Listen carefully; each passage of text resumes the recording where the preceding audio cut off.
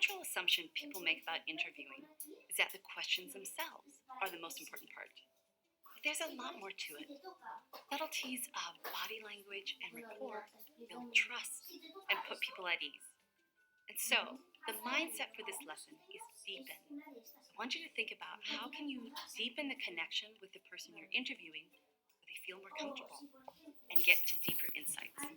Watch the following interview, which I'm purposefully conducting poorly, and jot down 3 things I could have said or done to help this interviewee feel more comfortable and share more openly. For this challenge, we'll pretend we're working with a consumer electronics company to help modern families stay connected. Assume I've already covered all of the pre-interview logistics, like setting the context, payment, and getting permission. So tell me, Judy, about 3 things you did this weekend. Let's see, I worked some, then I went to the park with my kid, and our family made a really awesome dinner. So I understand you're a working parent. It's hard, isn't it? Like, I'm exhausted all the time. No, not really. Oh, okay. Well, what I really wanted to talk to you about was your phone and apps. Do you like Apple or Android? Apple. In general, what do you use your phone for? Mainly Facebook, keep in touch with my kid. Okay. And what doesn't work so well about your phone? Well, it actually works horribly as a phone itself. So let's pause here, and I'd like you to jot down 3 things that didn't work well with that interview. And then Judy and I will provide our commentary, and more importantly, show you how we could have done it better. I cringe even faking a bad interview. So let's reflect on that hot mess, starting with you. Judy, how did that feel?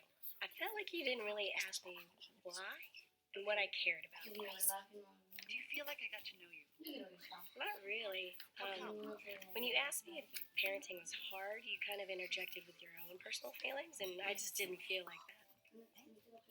So yeah, rapport. I did nothing to make you feel special. I inserted myself into the conversation. I asked closed questions, which do just that. They close the conversation. There were even problems with the in general question and the show me what doesn't work. I'm going to show you how I could get to richer places by having you imagine a scenario and by having you actually show me what you care about. The goal for a human-centered interview is to really understand what a person needs and what they care about. So I'll show you how we can get to those places by redoing a tiny slice of this interview. Ready? Judy, I'd love to know how you use your phone. Can you show me 3 recent websites you've opened and why? Sure. So the last thing I was looking at was kids' furniture. I was trying to find a new bed for my kid, so this is one of the sites here. We're also going to go skiing this weekend, so trying to check out the weather. And the third one is, so my son was telling me about some weird musician that I've never heard of. So for me to keep up, I had to go look it up, right? So this is him. So staying in touch with your son is important, I take it. Can you give me an example of how you communicate with him? You know, he just got a new phone, right? And so it's this weird balance of, do I call him? Because when I try to do that, he doesn't answer. But if I text him, I realize like he'll actually respond. So that's a nice subtle way of letting me know that he's still around. So bear with me for a second. Let's pretend I take your phone away. What are you not going to miss about your phone? I think I won't miss always feeling like I have to work on it. Like getting the emails and always like feeling like I see that number and it gets higher and higher and higher, and I always feel like I have to push it. So it'll give me a chance to just sort of step back and just be present in what I'm doing. Okay. What will you miss? I'm going to miss feeling like I can stay connected to my son. Like if he has an emergency or he has just something that I'm not there to respond for. So I will give this back to you. And that's where we'll end the interview. That I feel like I know you so much better now, and I have so much more to work with in terms of understanding what to design for you to help you.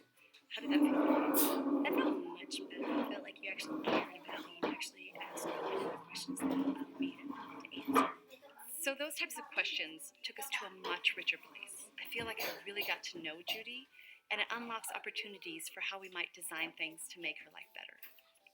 So thank you, Judy. Thank you.